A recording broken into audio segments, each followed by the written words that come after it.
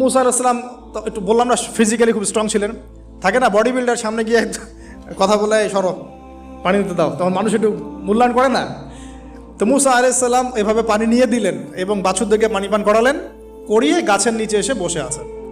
বসে বসে তিনি দোয়া করছেন, এই যে দোয়াটা তিনি দোয়া করছেন, রব্বি, একটা নেক কাজ করলেন, নেক কাজ করলেন না, মানুষের উপকার করলেন, নেক কাজ করে এসে গাছের নিচে বসে দোয়া করছেন, আল্লাহ এখানে তো আমার খাবার পানি বাসস্থান কিছুই নাই, আমি কি করব। রব্বি ইন্নি লিমা আনজালতা ইলাইয়া মিন খায়রিন ফকির, রব্বি ইন্নি লিমা আনজালতা ইলাইয়া মিন খায়রিন ফকির। আবার বলেন, রব্বি ইন্নি লিমা আনজালতা ইলাইয়া মিন খায়রিন ফকির। অর্থ হচ্ছে, হে আল্লাহ, তুমি তোমার পক্ষ থেকে আমার উপরে যে নেয়ামতগুলো দিবে, আমি এর জন্য ফকির হয়ে বসে আছি।